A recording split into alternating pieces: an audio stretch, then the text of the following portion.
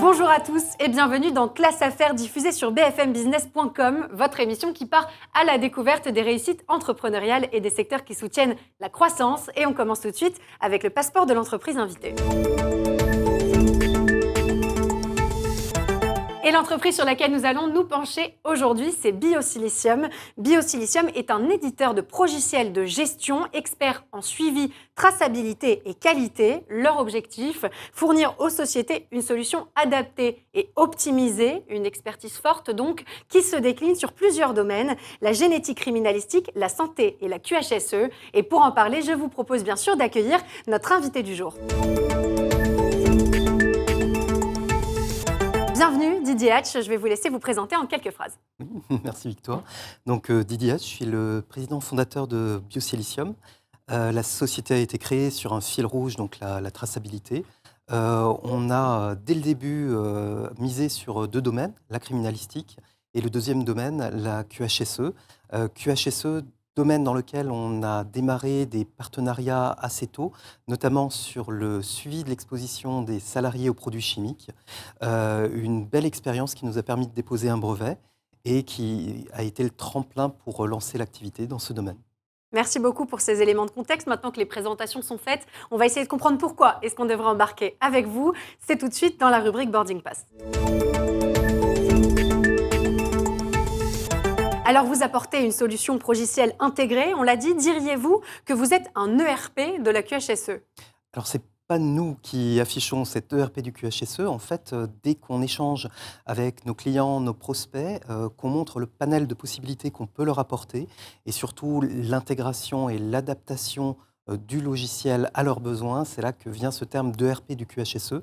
On balaye en fait tous les différents domaines du processus QHSE, de la qualité à l'hygiène sécurité, en passant par l'environnement. Donc beaucoup d'agilité et d'adaptabilité aussi sur ces métiers. Complètement. C'est des méthodes agiles. On est nous-mêmes en procédure qualité pour assurer vraiment des suivis, assurer la qualité et la personnalisation surtout de l'outil. Alors, ce qui fait votre force, c'est que le logiciel, il est ouvert et puis il est aussi adapté à tous les utilisateurs, notamment par le biais de kiosques interactifs. Comment est-ce que ça marche? Quels en sont les différents usages justement pour les différents utilisateurs? Oui, tout à fait. Le logiciel a été conçu pour être ouvert à l'ensemble des salariés, pas seulement pour les gestionnaires qualité ou hygiène sécurité, mais l'ensemble des salariés. On est sorti du triptyque classique tablette, téléphone, ordinateur, et on a cherché à amener ce logiciel auprès des salariés qui ne sont pas dans le système d'information. Ils n'ont pas d'email, ils n'ont pas d'ordinateur.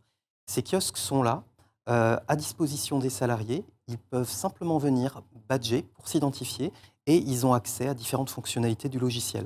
Ça peut être tout simplement un accès au DUERP pour que l'application montre à quels risques ils sont exposés et quelles sont les préventions à mettre en place pour les éviter. Ça peut être de l'auto-formation avec de la diffusion de vidéos, ça peut être de l'accueil sécurité ou de la diffusion d'éléments qualité.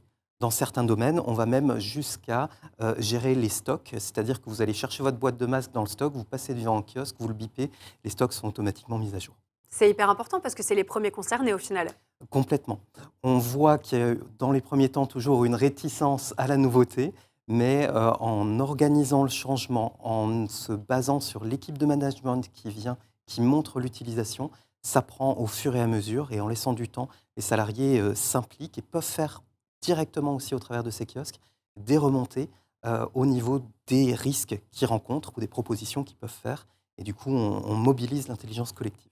Puis derrière, il y a des obligations puisque la réglementation et les exigences ont beaucoup évolué en la matière. Est-ce que c'est essentiel aujourd'hui pour les entreprises de se faire accompagner sur ces sujets, notamment pour se mettre en conformité avec ces nouvelles réglementations?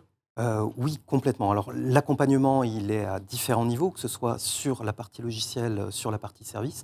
Au niveau du logiciel, ça fait gagner énormément de temps. On a beaucoup de retours du « Ah, mon vieux fichier Excel, j'en suis enfin débarrassé et je gagne énormément de temps » parce qu'on va générer des documents pour les personnes. On va enlever du travail administratif, du travail de recopiage et les responsables QHSE ont le temps de faire de la prévention plutôt que de faire de l'administratif ou de la gestion. Ce qui est quand même l'ADN de leur métier. Complètement. Merci beaucoup pour tous ces éclairages. On passe tout de suite à votre prochaine destination.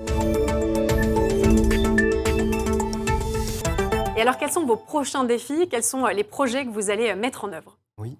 Alors, on a 2 défis qui approchent à grands pas. Le premier, c'est une levée de fonds parce qu'on souhaite faire grandir la société. Le deuxième, c'est l'intégration de nouvelles fonctionnalités dans nos logiciels. Dans notre branche criminalistique, on a déjà des intelligences artificielles qui tournent en production pour faire de la reconnaissance dans certains cas de figure bien spécifiques. Et on essaie de transférer cette technologie côté QHSE, notamment pour faire des détections d'incidents, de situations dangereuses. Tout ça ramené par le système de manière intégrée pour amener de la prévention directement sur le terrain. Je vous souhaite beaucoup de succès pour ces projets et puis notamment pour cette levée de fonds. Merci beaucoup Merci. Didier Hatch. Je rappelle que vous êtes le CEO de Biosilicium. Merci beaucoup d'avoir accepté notre invitation en plateau. Merci. Et quant à nous, on se retrouve très vite dans Classe Affaires, votre émission diffusée sur bfmbusiness.com qui part, vous l'avez compris, à la découverte des entreprises ambitieuses. Je vous dis à très bientôt.